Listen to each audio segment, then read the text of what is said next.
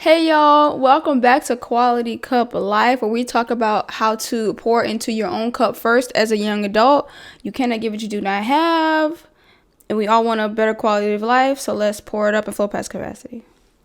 Okay, so y'all, today I'm going to be reacting / responding to this B Simone video. Well, it's not her video, but this guy named David Shands, both of them in Atlanta, but he is an entrepreneur. He has a podcast and all that fun stuff. And I used to watch his videos back in the day. It was called, probably when I was still in college or fresh out of college, the series is called Entrepreneurship 101. But anyway, so I've been knowing who he was for a long time. And then y'all, what is so cool was, I felt so cool because I went to Eric Thomas's 360 Man conference over the weekend, like 5 days ago or whatever it was, and I saw B Simone there, and I was like, it's B Simone. So that was cool. That was pretty cool. I didn't see her up close, but I saw her get up, and I saw her little head, and she just recently cut her hair off, and she died. And so I was like, that's her. That's so cool. And she's like a lot tinier than I thought she would be. I'm like, oh, she's little. I was like, oh, she little too. Okay, you cute. So it's just kind of talking about her journey and her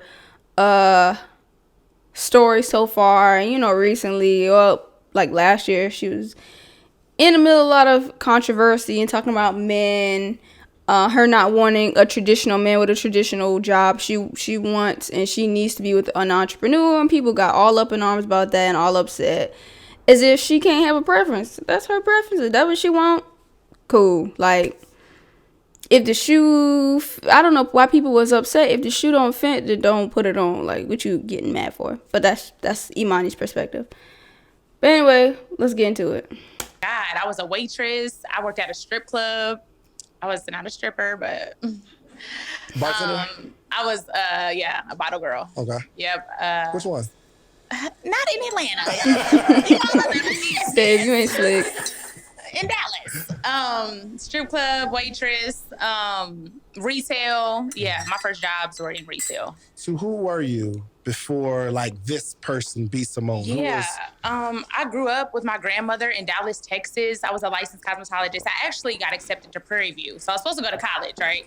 And the day, like, this is how bold I am. The day we were supposed to drive down to Prairie View, we were packing up the car. And I looked at my grandmother. I was like, I don't want to go to school. Don't want to do it. Because I didn't want to go to school. I wanted to be an entertainer. I wanted to do hair. I was very artistic. I did not want to go to college. I was doing it because I thought it was the right thing to do. What you were supposed to do. Yeah. You go to middle school, you go to high school, you go to college.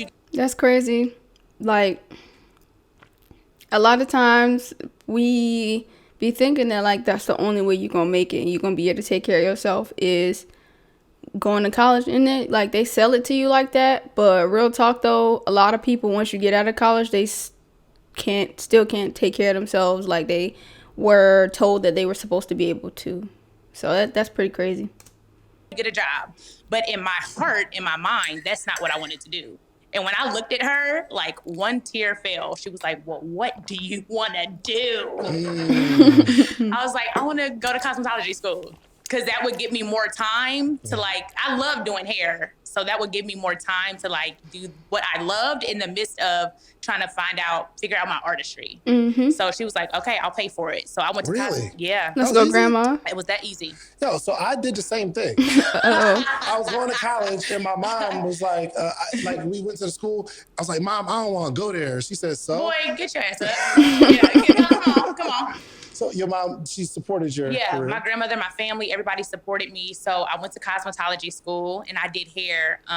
Last year would have been 15 years doing hair. Not having my license, but I started doing hair when I was 15. Gotcha. And I got my license right out of high school, and I did hair in her kitchen for years while I was recording music. That's I was in cool. my first girl group at 15.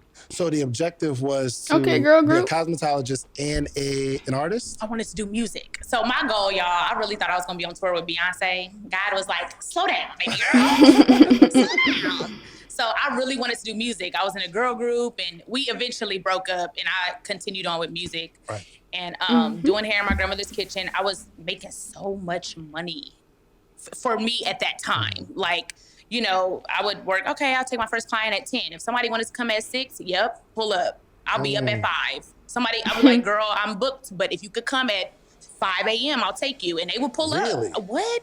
My granny would be like, be quiet. All that laughing. You know, if they would come, I would take them. And that was kind of my problem too. I overworked myself. I was like, if I'm not using my hands, I'm not making money. That was a problem for me.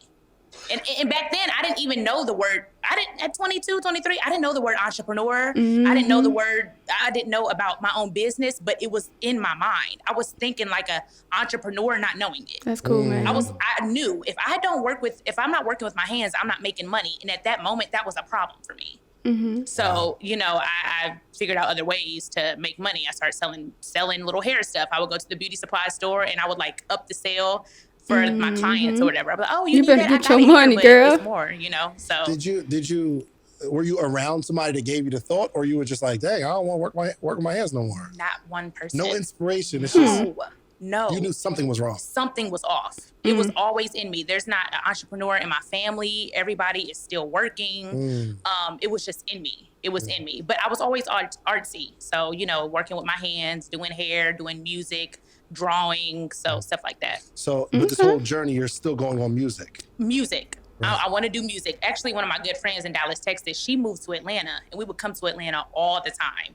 So she came, and then she came back to Dallas. She was like, if you don't move to Atlanta, I can't be your friend no more. You holding yourself back. Like, you ain't That's cool. We here. need some, y'all know we need some friends that be like, look, you need to do better. Cause I know you can do so much better than this.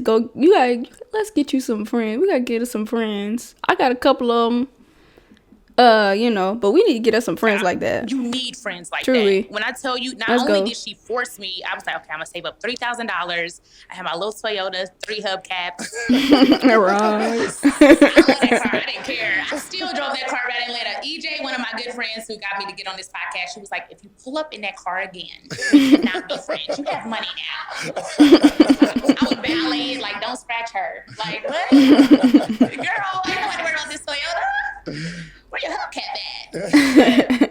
And that's the car I drove to Atlanta. So And what year was this? This was 6 years ago. So I was 25. When was that? 6 years ago. I'm 31 now. So I moved when I was 25. Wow. 5-6 years ago. Your Yeah. whole life can change. Yeah, but people don't understand. They see me come from, well, let me finish my story. Yes. Because I got so many thoughts. Go for it. Slow down. Okay. So she was like, if you don't move, I'm not going to be your friend, right? So her name is Pharaoh, still friends to this day, over a decade. She comes down to Atlanta. She's like, okay, when you reach your $3,000 goal, you're going to move. Mind you, I'm working in a strip club now, hustling, doing hair, working. I got that $3,000, got my car, and that's all I had. So she came back, packed up my car with me, and drove, and we got an apartment together here in Atlanta. Wow. That $3,000 was gone in 2 weeks. Welcome to Atlanta. Oh my God. My first time paying bills, being an adult. I'm in my grandmother's house this whole time up until then. I had no bills, and I was making so much money in her house. I only paid my cell phone bill. I was traveling, going to Miami. Child, she said she was out here living. So I'm sorry, real quick. He like, so, you're making a lot of money. Yeah. And the goal is to save $3,000. I just wanted to say, I thought that was a lot. But was the because you were making money, like, were you just like spending it as fast as it came in? Yes. Straight That's what up. I see from the story. Because it's like, we have to Straight save up. $3,000, but I'm making a lot of money. Straight up. Yo, I can remember, this is similar to this. I can remember I was working at Chick-fil-A, and then I was like working part-time. It was kind of like an internship type thing at a sign shop, because I was trying to get like experience and stuff and get an internship before I got out of college. So I'd have like a little bit of experience or whatever. And my goal was to save up $1,000. And yo, I thought that was so much money. And then that same summer, I used some of that $1,000 to buy my first camera. My first DSLR, like digital camera. I thought that was so much money. I thought I was like, yo, I'm rich. Like, I can get whatever I want. Bop, bop, bop. Like, this is cool. But, okay. Let's play. Say 3. Yeah. I was buying stuff, okay? You know what I spent most of my money on? Not bags, purses, shoes, designer stuff. I kind of got into that more recently a little bit. Food and travel. I wanted to travel a lot. Yo, ain't that what we do, though? Like, all the videos on social media be about food and travel, basically, especially for like if you're in your 20s or like even 30s. Man, the people that we be looking at and be like, oh, I gotta it be food and travel. And it be the people that be finessing too, be trying to make it look like they got something or they really doing it, is because they have be on food and travel. Crazy. Sometimes clothes, but the main thing is food and travel. Well, food, travel, clothes. I was like, I don't want to stay in Dallas. People I wanted be to go to stunting on that Miami stuff. and LA and all these places I had never been. So I would travel a lot. But that's Let's what I go. spent my money on. Yeah. It was all Gotcha. And what'd your friend do? What was she doing as a... music. So she was doing music We too. both moved to Atlanta to do music together. We were both independent artists, but she was waitressing, working regular jobs. She worked at Nordstrom and, stuff like that. Okay, proceed. Yep. You get your 3,000. You're here. Got my 3,000. I'm here. Was gone in 2 weeks. Had a good job, and then I ended up working at a hair salon out here. I went around, found some stuff, and then my social media was kind of picking up a little bit because I came from MySpace. Once again, back to my earlier thought. People don't understand. They're like, oh, you're on Instagram. First of all, I've been on Instagram 8 years. Let's start there. It's been almost a decade of Instagram videos. Yeah. But before that, I was more popular on MySpace and Pinterest. So back in the MySpace days, Pinterest. My pictures would go viral on Pinterest. That's cool. So in the MySpace days, I was on like people's top 8. Or do y'all remember that? Oh yeah, for sure. So I'm like, That's I've cool. been on social media for a long time. It didn't just like one video go viral on Instagram and then that was it. No, I've been on Instagram for almost a decade. So, constantly posting. So yeah, I got out here, started taking my social media more serious. What transferred me to comedy was I would post my music. Like, this song is so good. It would get like 4,000 views. And then I would post a ranting video and it would get like 400,000. I was like, y'all not the music. Edit it, B. Edit it. Sorry, y'all not messing with the music. Sorry, I cuss so much. I'm working on that. But I was like, dang, I thought my music was good. Like, okay. So the people led me into comedy. So and it was just me being myself, ranting about my day, being a waitress, making $15 that day. I remember I still have it. It's a journal, diary, and I wrote in it, like, I made $15. I go back and read it. I made $15 today, but that's cool. I know everything's going to be fine. Some of the pages are wet because I was crying and writing. Wow. Like, there's watermarks on the pages. But yeah, I wasn't making no money, so that's where it started. And then I moved to Instagram, and the people pushed me into comedy because I just looked at the views. If this is what y'all want, I'm being myself anyway. Let me keep telling y'all about my day. Yeah. And it just turned into comedy videos and then skits. And, now I'm a comedian based off of that. Right. Just following that, lane. Your original brand on social media, was it intentional to be music? Like, yo, I'm just going to put my songs out there. Intentional. I had a whole album on iTunes. As soon as I started popping, I was like, take this down. So No one can hear this. Not a soul. People still DM me. Like, I'm like, girl, I'm about to block you. That is the past. That album Stop is trying long. me. So I put Come to a comedy show. music up and then ranting videos. Yeah. Were the ranting videos funny, or it was like just voicing my frustration? Funny.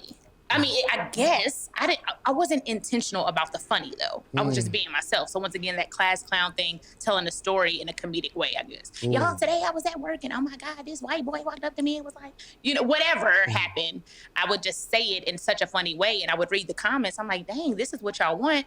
I'm gonna keep telling y'all about my day. I'm gonna keep ranting. I started at the beginning of when people were making videos. Because at first Instagram, y'all know it was just pictures. It was Once pictures the videos for a started while. popping, I made videos. Man, I think that might have went over some people's heads. You said I was just being myself. I was just being myself. Which being myself, I think, is one of the hardest things. I was just telling somebody in the lobby, being yourself is one of the hardest things to do when you got so much stuff to look at. It's only hard when you don't know who you are. And the crowd goes wild. What's cool about that is, like, her saying being yourself. A lot of times people don't think, myself included, sometimes we kind of devalue ourselves because we don't think it's that deep or that interesting because it's us, because we like, okay, I'm used to me, like, okay, and or you think that people like it's not, or sometimes you might think that it's not gonna be acceptable just you being yourself, And it's just like, okay, well, what does that mean, me being myself? So that's kind of I don't want to say a tricky thing, but that's something that a lot of people will have to kind of like face and just figure out what that is, especially around this age. So that's a wonderful point. It's really hard if you don't know who you are.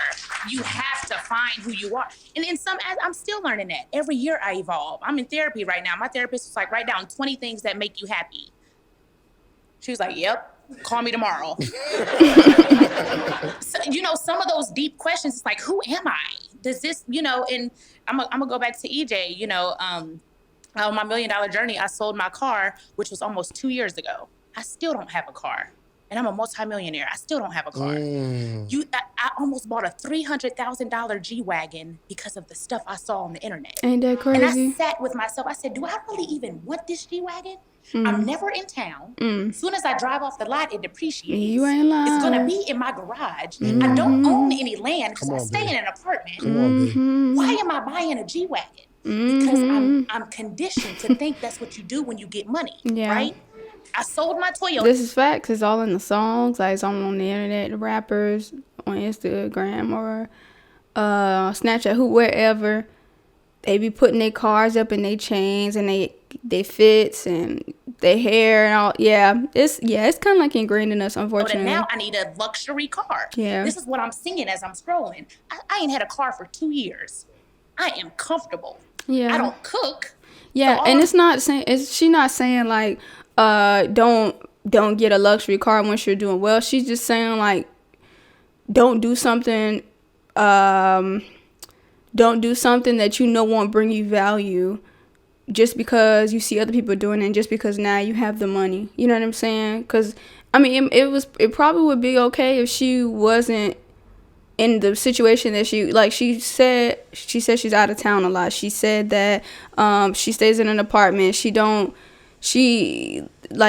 There's no value in that for her. That car is just gonna sit basically. So why spend that much money on a car that's just gonna sit just to stunt once a month when you in town? Like, you know what I'm saying? So yeah. I'm doing is Uber Eatsing. I ain't never at the grocery store.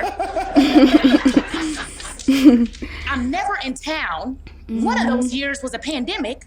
I wasn't doing nothing. Why would I go buy a $300,000 car for it to sit in my garage? I need to own some land. I need to invest. That's what works for me. But that's because I know myself. I know myself, and I didn't allow outside sources and social media to make me feel pressured to go do that. I Uber everywhere. EJ picked me up this morning. You said, like, you want to ride? I was like, I could drive my sister's car. She got a little Ford in the back. But it goes with my lifestyle. I don't like to drive anyway. I love getting in an Uber, sitting in the back, answering emails, sleeping, being on my phone, working in the back seat. Convenience. That works for me though. I didn't allow outside sources to make me feel like I had to go buy a car. I don't even have a car. Let's go. What is first off, do you do regular Uber or Uber Black? It depends on where I'm going. Okay, because me and Ernest, we go somewhere, Facts. I'll get a regular Uber. It depends on where I'm going. Facts. Sometimes you got to pull up looking nice. Other times you like, whatever it is, what it is. Ain't nobody gonna see me no way.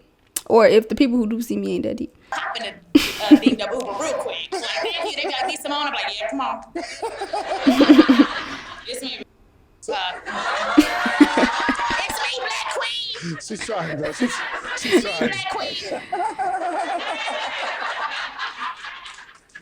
So, first of all, we've been up here like 15 minutes. I only did 3. That's good. Let's clap it up for B Simone. I'm working on me. All right, cool. We're going to stop right here. Thank y'all so much for watching. I don't think I said this, but y'all know B Simone from Wildin' Out. So yeah, but thank y'all so much for watching and listening. Put in the comments what y'all thought, what y'all resonated with, what y'all may disagree with. Yeah, let's talk about it. Thanks. I'll see y'all later. Bye.